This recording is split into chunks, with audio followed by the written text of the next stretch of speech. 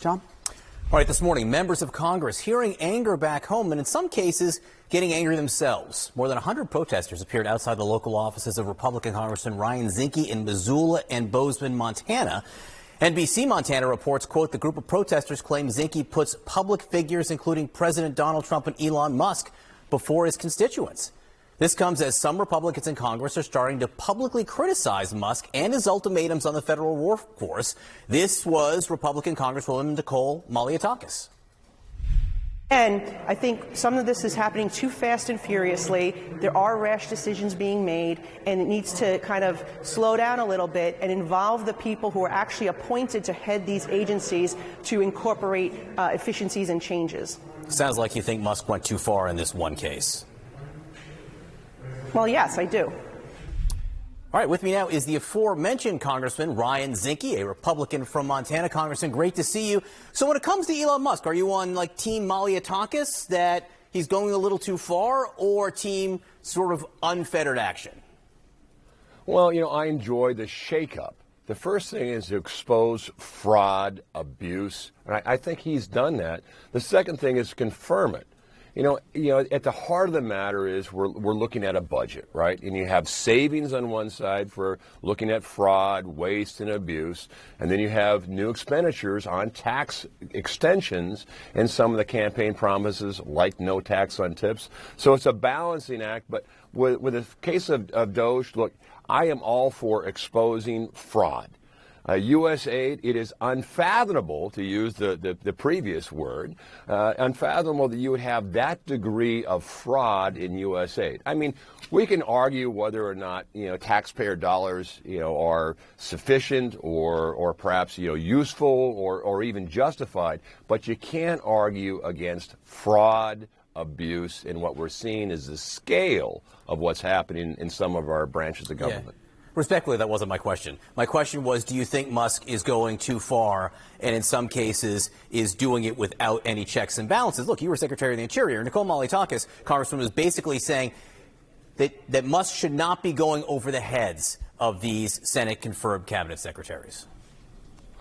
Well, I don't think he is. They're working in coordination. And quite frankly, you look at the Department of Interior, for instance. You have a secretary, and you have very few Senate-confirmed people around it. Department of Interior has 17 Senate-confirmed positions, and right now you have one. So you look at across the board. So who's going to do this? At the end of the day, I'm for it. But remember, the president is the president of the United States. Musk is not, and the president is control, and to a degree, I think exposing it is great. The challenge is once you expose it, you have to confirm actually there's savings in there, and what he's doing is correct, and then we'll look at Congress doing action to make sure that we correct the overall piece of it. You were part of the group that passed the Republican budget blueprint last night, barely. Barely. How much would you like to see cut from Medicaid? Well, there is zero mention of cutting Medicaid. There is zero mention of cutting Social Security because you can't. But it is, again, it's a balancing thing that we have $26 trillion in debt and growing. What you have is the savings by removing the fraud, abuse, right, and efficiency, and then you have the expenditures are the tax provisions, and the tax provisions do cost money, but we don't want to go in debt doing this. I mean, you have to recognize that $26 trillion, the reason why we're here is spending. Relax, full back on the spending, and make sure we have a plan that we don't go in debt with the taxes provisions extending that. Again, that costs money, and also the savings. We got to make sure they balance out, and that's what the argument is about. It's just a simple ledger sheet.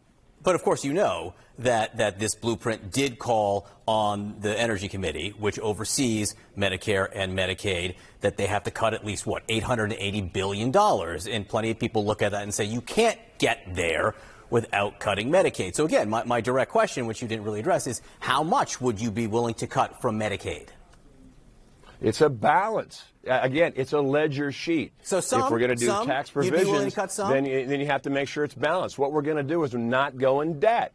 Now, $850 billion is a goal. Again, it's over 10 years cycle. Do you think there's fraud in there at that scale? Likely there's pretty close, but there's also things we can do, like work requirements, like efficiency. Government is the last resort, it's not the first. So when you look at Medicare, Medicaid, Social Security is off because it's reconciliation, but it doesn't mean you can't make improvements on it. And get rid of the waste, fraud, and abuse. If you're going to tell your constituents, again, waste, fraud, and abuse, there's some. You're willing to look for some cuts in Medicaid, yes?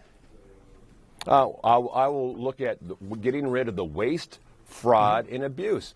And again, Elon Musk has said it could be $1 trillion with a T, $1 trillion in waste, fraud, and abuse. But again, that's what he says. We have to confirm that's what it is. And if it is confirmed, then you can have the savings of it. So we're not going to cut benefits. What we're going to do is make it more efficiently. And if there's fraud, waste, and abuse, I know America doesn't want fraud, waste, and abuse. We see the abuse in USAID. We see it in programs. We see it in the spending. Medicare, Medicaid, Social Security, it's no different. If there's fraud, waste, and abuse, we have an obligation to go after it. The other night or the other day, the United States voted alongside Russia and others against calling Russia an aggressor in Ukraine. And you served all over the world. Do you see Russia as an aggressor in Ukraine? Well, there's no doubt in my mind that Putin is the aggressor.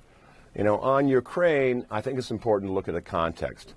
Is that you fold it back, what was happening? Number one, we left Afghanistan, and we no longer had the respect and certainly not the trust of our allies. You remember Britain censored us. The parliament censored us. That's the last time at like 1812 since that happened.